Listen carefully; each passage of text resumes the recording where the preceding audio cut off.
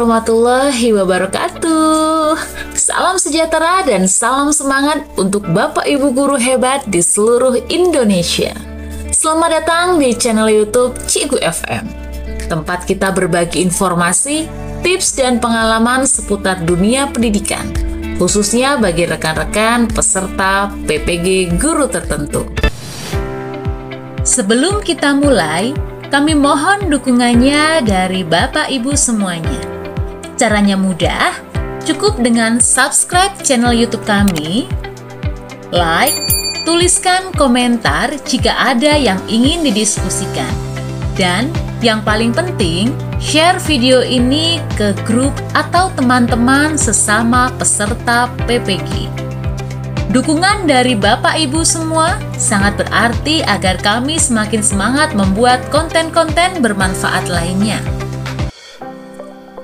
Baik Bapak Ibu, di video kali ini kita akan membahas terkait aksi nyata di modul yang kedua ya, pembelajaran sosial emosional, khususnya di unit yang kedua, peran guru sebagai teladan. Nah, kita masuk ke dalam unit kedua atau topik kedua, peran guru sebagai teladan ya. Nah, untuk unit atau topik peran guru sebagai teladan di modul yang kedua, pembelajaran sosial emosional, kita cek dulu ketentuan aksi nyatanya, pembuatannya itu seperti apa. Kita scroll di bagian bawah, kita klik di aksi nyata peran guru sebagai teladan. Nah, ini Bapak Ibu ya, di aksi nyata peran guru sebagai teladan ada petunjuknya bahwasanya Bapak dan Ibu guru akan mendapatkan informasi berupa ringkasan materi yang sudah dipelajari pada topik ini. Selain itu, Anda akan melakukan refleksi terkait pelaksanaan pembelajaran yang mengintegrasikan empati, mindfulness, compassion, and critical inquiry. Dengan bantuan pertanyaan pada tabel yang disediakan, Anda akan mengidentifikasi tantangan yang mungkin akan dihadapi saat menerapkan empati, mindfulness, compassion, and critical inquiry di kelas. Nah, ini adalah petunjuknya dan ini Anda silahkan baca dan unduh dokumen di sini. Jadi kalau ada tulisan berwarna biru berarti itu ada tautannya Bapak Ibu. Silahkan diklik saja. Nah, kita klik untuk mengetahui isi tautan tersebut ya. Nah, ini adalah isi tautannya. Nah, ini ya. Tadi ada ringkasan ya, ada ringkasan materi yang sudah dipelajari di topik ini. Nah, ini adalah ringkasannya. Ya, kita scroll saja hingga ringkasan terakhir ya.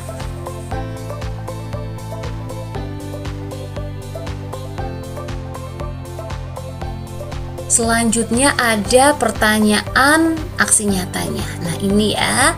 Setelah mengetahui dan memahami konsep sel, Anda selanjutnya diminta menjawab pertanyaan berikut. Ada 3 pertanyaan Bapak Ibu ya. Yang pertama, pemahaman apa yang Anda dapatkan setelah mempelajari sel begitu.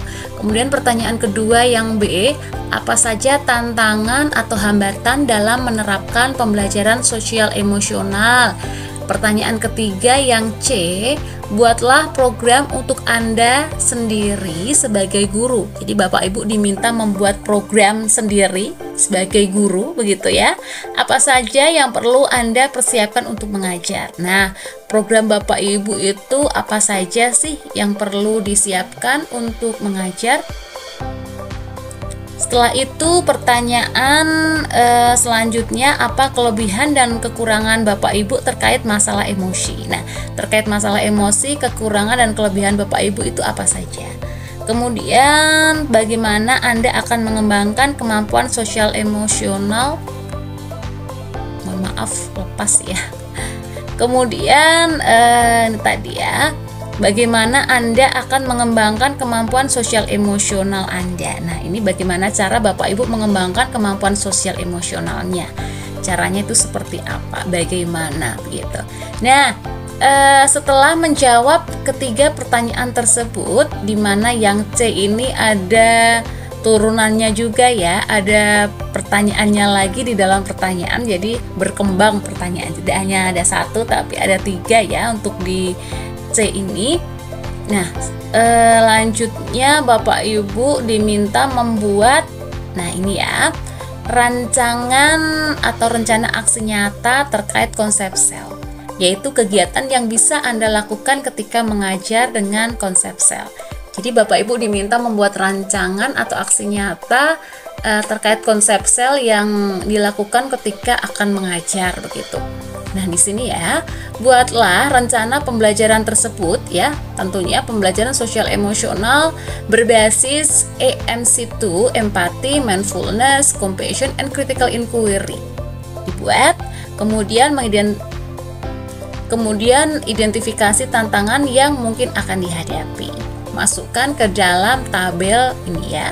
Ini rencananya dituliskan di bagian ini, kemudian tantangannya itu apa saja. Jadi ini rancangan atau rencana aksi nyata kita terkait konsep sel yang mungkin akan kita lakukan ketika mengajar. Di sini Bapak Ibu ya, dituliskan di tabel aksi nyata EMC2 di kelas ini. Baik, langsung saja Bapak Ibu kita masuk ke dalam referensi aksi nyata pada modul yang kedua, pembelajaran sosial emosional, di topik yang kedua, aksi nyata peran guru sebagai teladan. Nah, kita masuk ke Word ya, karena pembuatannya di Word semuanya. Baik, nah ini adalah pertama kali kita berikan judul ya. Judulnya aksi nyata modul kedua, pembelajaran sosial emosional. Topik atau unitnya kita pilih yang kedua dengan judul aksi nyata peran guru sebagai teladan. Nah, agar memudahkan kita mengingat apa sih aksi nyata yang harus kita buat di topik atau unit yang kedua ini, kami screenshotkan ini ya. Tadi ketentuan dalam pembuatan aksi nyatanya ya, ada 3 pertanyaan, kemudian kita membuat rancangan atau rencana aksi beserta mengidentifikasi tantangannya yang dimasukkan ke dalam tabel aksi nyata. Baik, nah ini Bapak Ibu ya.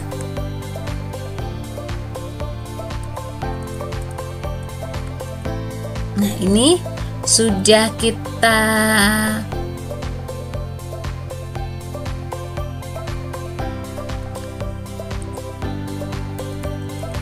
baik, kita beri ini dulu biar memudahkan ya.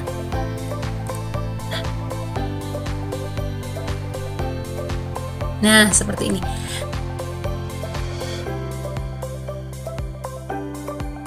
Nah, yang pertama kami screenshotkan ketentuan dalam pembuatan aksi nyatanya tadi ya, yaitu menjawab 3 pertanyaan, kemudian membuat rancangan atau rencana aksi terkait konsep sel yang berbasis EMC2, kemudian mengidentifikasi tantangan yang akan dihadapi, kemungkinannya dimasukkan ke dalam tabel aksi nyata. Nah, kita langsung saja jawab ketentuan dari aksi nyata unit kedua ini, peran guru sebagai teladan. Nah, yang pertama Bapak Ibu, kita menjawab pertanyaan terlebih dahulu ya. Nah, ini adalah pertanyaannya. Ada 3 pertanyaan A, B, C ya. Yang pertama, pemahaman baru yang didapat setelah mempelajari sel, kemudian apa saja tantangan atau hambatan dalam menerapkan pembelajaran sosial emosional, dan yang ketiga ada buatlah program untuk diri sendiri sebagai guru, apa saja yang perlu dipersiapkan untuk mengajar. Kemudian dilanjut pertanyaan lanjutan, apa kelebihan dan kekurangan terkait masalah emosi Bapak Ibu. Dan pertanyaan lanjutan ketiga, bagaimana Anda akan mengembangkan kemampuan sosial emosional dalam diri Bapak Ibu, begitu ya. Baik, langsung saja kita masuk ke jawaban ketiga pertanyaan ini.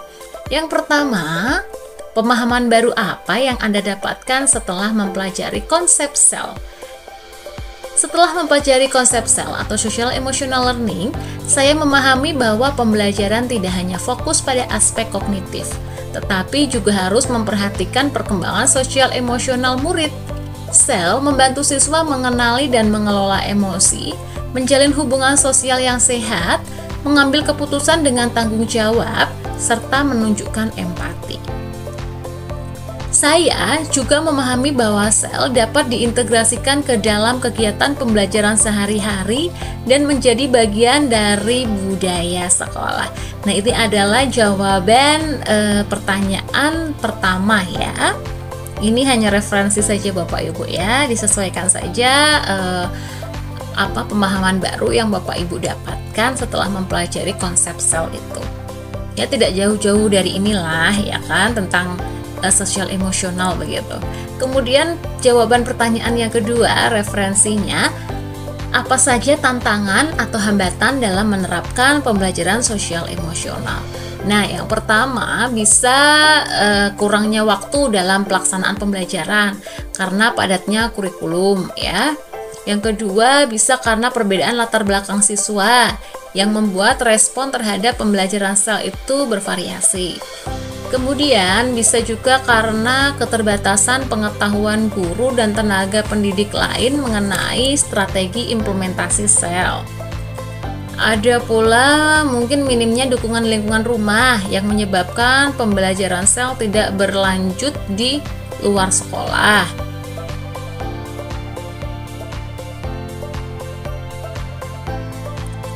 Selanjutnya mungkin kurangnya materi atau media pembelajaran yang tepat untuk mendukung sel di tingkat sekolah. Seperti itu Bapak Ibu ya.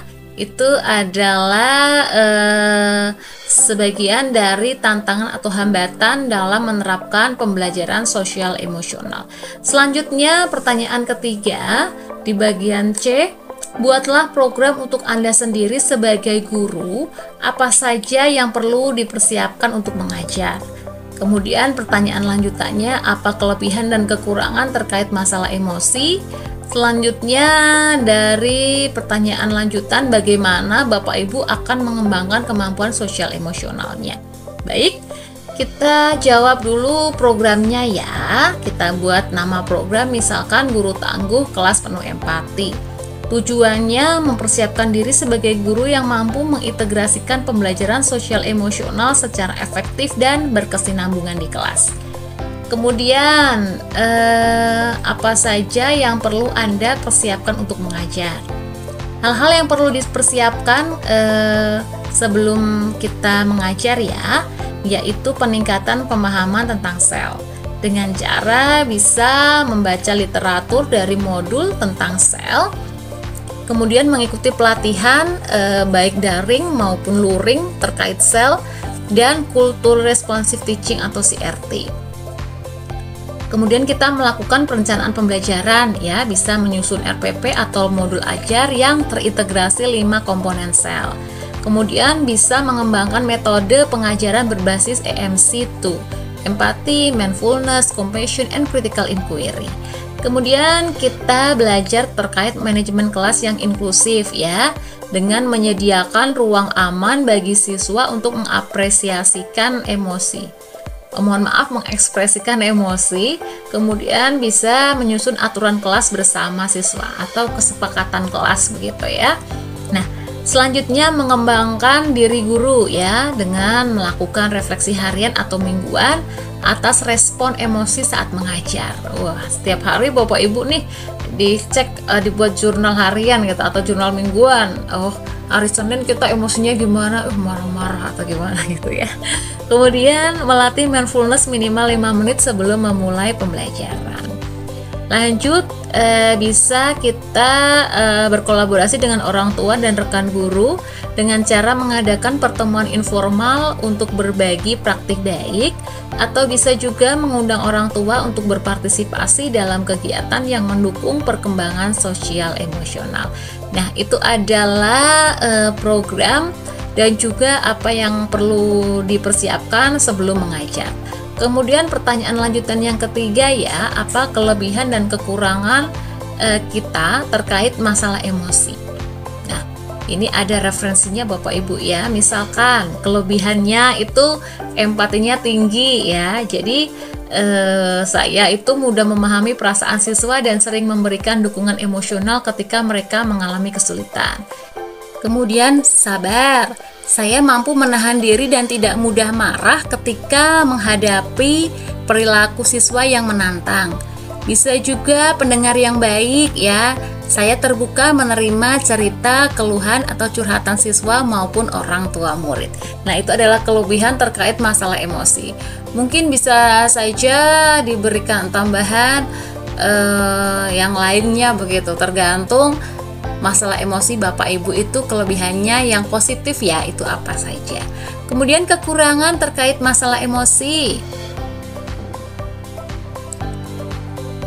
Yang pertama, mudah merasa cemas ya. Saya kadang merasa khawatir berlebihan jika siswa tidak mencapai hasil belajar yang diharapkan.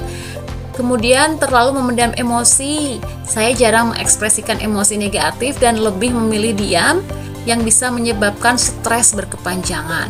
Kemudian kurang tegas saat menghadapi konflik antar siswa. Jadi kadang saya itu terlalu fokus menjaga harmoni hingga menghindari konfrontasi yang seharusnya ditangani langsung. Nah, kemudian pertanyaan lanjutannya tadi apa Bapak Ibu ya, lupa. Oh iya, bagaimana Anda akan mengembangkan kemampuan sosial emosional ya? Cara kita mengembangkan kemampuan sosial emosional Bapak Ibu ya. Nah, ini cara mengembangkan kemampuan sosial emosional. Nah, yang pertama bisa dengan melatih kesadaran diri atau self awareness ya. Nah, kemudian bisa juga dengan latihan mindfulness ya, meluangkan waktu 5 hingga 10 menit setiap pagi untuk latihan nafas dan meditasi ringan. Wah, sempat nggak ya? Kemudian belajar dari komunitas ya, bisa juga dengan bergabung dengan komunitas guru atau fokus pada sel atau kesejahteraan guru. Bisa juga mengikuti webinar atau workshop atau pelatihan yang membahas regulasi emosi begitu ya. Kemudian bisa juga mengembangkan self compassion Bapak Ibu.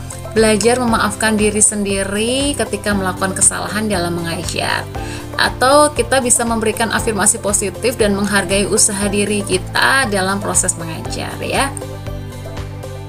Nah, itu adalah jawaban dari ketiga pertanyaan refleksi ya. Selanjutnya ini ya, kita membuat rancangan atau rencana aksi terkait konsep SL. Ya, tentunya rencana itu berkaitan dengan pembelajaran sosial emosional berbasis empati, mindfulness, compassion, and critical inquiry. Dan kita selanjutnya mengidentifikasi tantangan yang mungkin akan dihadapi. Nah, semuanya baik rencana maupun tantangan yang mungkin dihadapi dimasukkan ke dalam tabel aksi nyata EMC itu di kelas. Baik, kita mulai dari rencana atau rencana aksi ya. Rencana aksi pembelajaran sel berbasis EMC ya. Nah, ini yang pertama, komponen empati atau empati ya. Kegiatannya bisa melaksanakan kegiatan sharing circle setiap hari Senin pagi, di mana siswa saling berbagi pengalaman menyenangkan atau tantangan yang mereka hadapi selama akhir pekan. Tujuannya melatih untuk memahami dan merasakan perasaan orang lain serta belajar mendengarkan dengan penuh perhatian. Kemudian komponen mindfulness atau kesadaran penuh. Kegiatannya bisa melakukan latihan nafas sadar atau mindfulness breathing selama 2 hingga 3 menit sebelum pelajaran dimulai untuk membantu siswa fokus dan menenangkan diri. Tujuannya itu bisa meningkatkan konsentrasi siswa, mengelola stres, dan memulai pembelajaran dalam kondisi emosional yang stabil. Kemudian bisa compassion ya atau welas asih, itu kegiatannya mengadakan program teman peduli, di mana setiap minggu siswa diberi kesempatan membantu teman yang sedang mengalami kesulitan belajar atau masalah pribadi secara sukarela. Tujuannya menumbuhkan kepedulian dan kebiasaan saling membantu di antara siswa. Nah, selanjutnya adalah komponen critical inquiry ya, pertanyaan kritis dan refleksi. Kegiatannya bisa setelah membaca cerita atau menyaksikan video, siswa itu diajak berdiskusi dengan pertanyaan terbuka seperti hal-hal yang berkaitan dengan perasaan gitu ya. Misalkan, mengapa tokoh dalam cerita itu merasa sedih, atau merasa senang, atau merasa marah, atau merasa cemas gitu. Kemudian apa yang bisa kita lakukan jika berada di posisi itu. Tujuannya Bapak Ibu itu melatih kemampuan berpikir kritis terhadap situasi sosial emosional serta mengembangkan solusi yang empatik dan masuk akal. Nah, itu adalah beberapa rencana atau rancangan kegiatan ya yang berkaitan dengan konsep sel berbasis EMC2 begitu. Baik itu empati, mindfulness, compassion, and critical inquiry. Nah, ini ya empati, mindfulness, compassion, and critical inquiry. Semua basis, ada 4 basis itu ada semuanya. Kemudian kita masukkan ke dalam tabel aksi nyata EMC2 di kelas ya. Nah, ini tadi rencananya di bagian empati itu mengadakan kegiatan sharing circle tadi setiap hari Senin pagi ya. Nah, tantangan yang mungkin dihadapi yaitu siswa mungkin masih malu atau enggan berbicara terbuka di depan teman-temannya. Kemudian yang mindfulness, melatih latihan nafas sadar ya, atau mindfulness breathing tadi sebelum memulai pelajaran. Tantangan yang mungkin dihadapi itu siswa sulit fokus atau menganggap kegiatan ini membosankan karena belum terbiasa. Selanjutnya di bagian compassion ya, membuat program teman peduli di mana secara bergantian siswa itu mendampingi teman yang sedang mengalami kesulitan. Nah, ini tantangan yang mungkin dihadapi itu tidak semua siswa siap membantu dengan empati. Ada yang belum mampu memahami kebutuhan emosional temannya. Selanjutnya di bagian critical inquiry ya. Jadi setelah membaca cerita atau menonton video, siswa itu diajak berdiskusi dengan pertanyaan reflektif ya, seperti apa yang bisa kita pelajari dari tokoh tersebut. Tadi bisa juga menanyakan perasaan tokoh tersebut itu apa yang dialami, atau mungkin bagaimana kalau kita berada di posisi tokoh tersebut gitu. Kemudian tantangan yang mungkin dihadapi yaitu siswa belum terbiasa berpikir kritis dan menyampaikan pendapat, sehingga perlu waktu dan latihan untuk berani dan terbuka berpikirnya. Nah, itu adalah isian dari tabel aksi nyata EMC2 di kelas ya. Seperti itu Bapak Ibu untuk aksi nyata di modul yang kedua pembelajaran sosial emosional, khusus topik yang kedua, peran guru sebagai teladan. Baik, terima kasih Bapak Ibu ya. Untuk file ini akan kami sematkan di link deskripsi video ini. Jadi silakan bisa dipelajari, dibuka untuk di scroll sendiri ya. Namun Bapak Ibu untuk memberikan dukungan kepada kami, untuk memotivasi kami dalam pembuatan video-video yang lainnya, tonton video kami hingga selesai, jangan di skip. Jika ada iklan juga tolong jangan di skip ya. Dan tentunya subscribe channel YouTube kami agar mendapatkan notifikasi ketika kami mengupload video-video terbaru. Terima kasih Bapak Ibu. Demikian Bapak Ibu, semoga bermanfaat dan dapat membantu Bapak Ibu dalam menyelesaikan modul dengan lancar. Ingat Bapak Ibu, guru hebat bukan hanya yang menguasai materi, tapi yang terus mau belajar dan berkembang. Baik Bapak Ibu, cukup sekian video kali ini ya. Jangan lupa untuk like, komen, share, dan yang paling penting, subscribe channel YouTube kami agar tidak ketinggalan info penting seputar PPG dan tips seputar dunia pendidikan lainnya. Terima kasih sudah menyimak video ini. Sampai jumpa di video selanjutnya, tentunya masih di channel Cikgu FM. Karena belajar tak pernah berhenti. Tetap semangat Bapak Ibu, tetap belajar dan jadilah guru penggerak perubahan. Wabillahi taufik wal hidayah. Wassalamualaikum warahmatullahi wabarakatuh.